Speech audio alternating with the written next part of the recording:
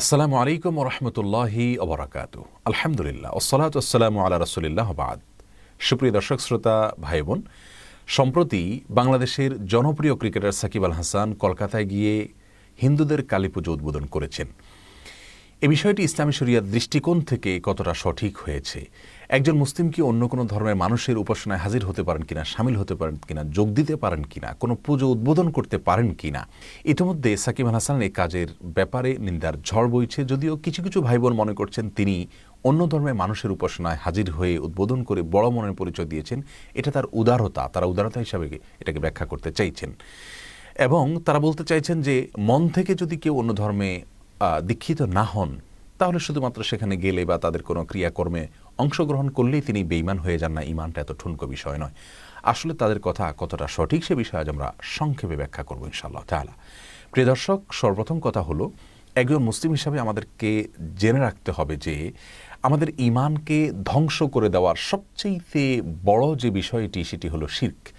শিরকের চাইতে বড় কোনো বিষয় না যেটা মানুষের ইমানকে মুহূর্তের ভিতরে ধ্বংস করে দিতে পারে। আল্লাহ কোরআনে কারিমে বলেছেন, ইন্না শিরকা লাযুলমুন আযীম, নিশ্চয় শিরক এটা মহা অপরাধ। শিরকের চাইতে বড় কোনো অপরাধ নাই। আল্লাহর ইবাদতের পাশাপাশি যদি কেউ কোনো প্রতিমার সামনে সিজদা করে, মাথা নত করে, প্রার্থনা করে অথবা কোনো কবরে গিয়ে প্রার্থনা করে, এই জাতীয় কাজগুলোকে শিরক বলা হয়।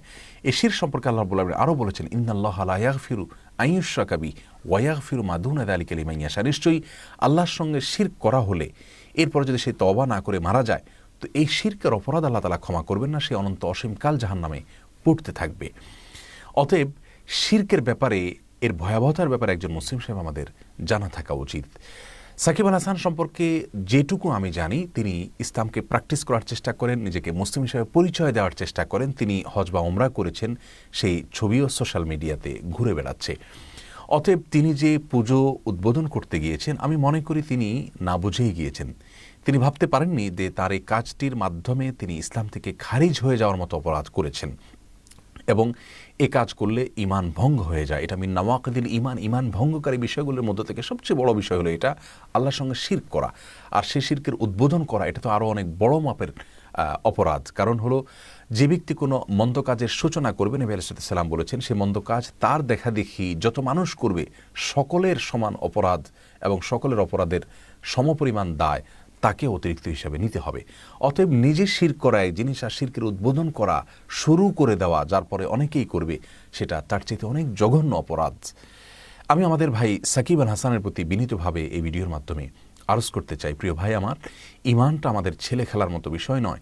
মহান আল্লাহ রাব্বুল আলামিনের আদেশ নিষেধ, বিশেষ করে আমাদের বিশ্বাসের যে গুরুত্বপূর্ণ জায়গাটা, সেটা নিয়ে আমাদের হেঁয়ালিপনা করা উচিত নয় বা অবহেলা করা উচিত নয়। আজ আপনার আমার মৃত্যু হলে কালই আমাদেরকে বা মৃত্যুর পরপরই আমাদেরকে আল্লাহ রাব্বুল আলামিনের সামনে দাঁড়াতে হবে। জীবনের প্রতিটি বিষয় সম্পর্কে আমাদেরকে জবাবদিহি করতে হবে। অনন্ত অসীমকালের জীবন আমাদের সামনে পড়ে আছে। সে জীবন ধ্বংস হোক এটা যদি আমরা না চাই, তাহলে শিরকের মতো ভয়াবহ অপরাধ থেকে আমাদেরকে বেঁচে থাকতে হবে। কোনো মুসলিম তথাকথিত উদারতার নামে অন্য ধর্মের মানুষের উপাসনা সামিল হতে পারেন না, উদ্বোধন করার তো প্রশ্নই ওঠে না। এই কাজটির মাধ্যমে মানুষ ইসলাম থেকে খারিজ হয়ে যায়। অতএব ভাই সাকিব আল হাসান, আপনি আল্লাহর ওয়াস্তে তওবা করুন এবং ফিরে আসুন।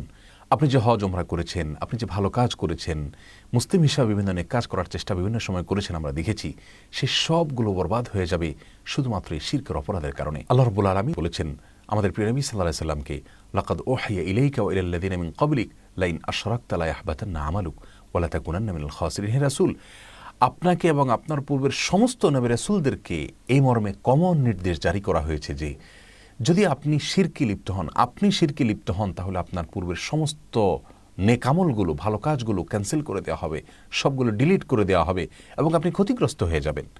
প্রিয় নবী সাল্লাল্লাহু আলাইহি সাল্লামের ব্যাপারে যদি এই কথা বলা হয়ে থাকে, তাহলে প্রিয় ভাই সাকিব আল হাসান, আপনার হজ উমরা, দাড়ি রাখা, অনেক ভালো ভালো কাজ, ইসলামের অনুকরণে অনেক কাজ আপনি করেছেন, তার সবগুলো বরবাদ হয়ে যাবে শুধুমাত্র এই শিরকের অপরাধের কারণে। বিধায় কে কি দেখছে, কে কি বলছে সেটিকে মাথায় না নিয়ে আল্লাহর ওয়াস্তে তওবা করুন, লজ্জিত হন, আল্লাহর কাছে ক্ষমা প্রার্থনা করুন। ভবিষ্যতে এই গুনাহে লিপ্ত হওয়ার ব্যাপারে সাবধান এবং সতর্ক থাকবেন, সে মর্মে আল্লাহর সঙ্গে প্রতিজ্ঞা করুন। মানুষ সমালোচনা করছে বা প্রশংসা করছে সেটি বড় কথা নয়। আল্লাহ রাব্বুল আলামিনের কাছে আপনি যাবেন, মুসলিম হিসাবে আপনার খাতায় সেখানে নাম থাকবে না, আপনার সমস্ত আমল বরবাদ হয়ে যাবে। নিশ্চয়ই আপনি সেটি চাইবেন না।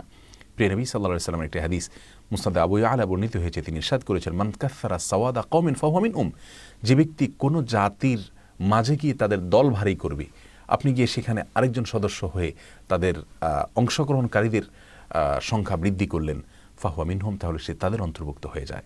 অতএব অন্য ধর্মের মানুষের উপাসনায় যাওয়া, সেখানে অর্থদান করা, সে উপলক্ষে শুভেচ্ছা জানানো, গেট তোরণ নির্মাণ করা, সেটাকে উদ্বোধন করা, এই সব কাজগুলো শিরকের অন্তর্ভুক্ত। আল্লাহ রাব্বুল আলামিন আমাদেরকে শিরকের এই অপরাধের ভয়াবহতা অনুধাবন করে শিরক থেকে দূরে থাকার তৌফিক দান করুন, তওবায়ে নাসুহা করার তৌফিক দান করুন। আসসালামু আলাইকুম ওয়া রাহমাতুল্লাহি ওয়া বারাকাতুহু।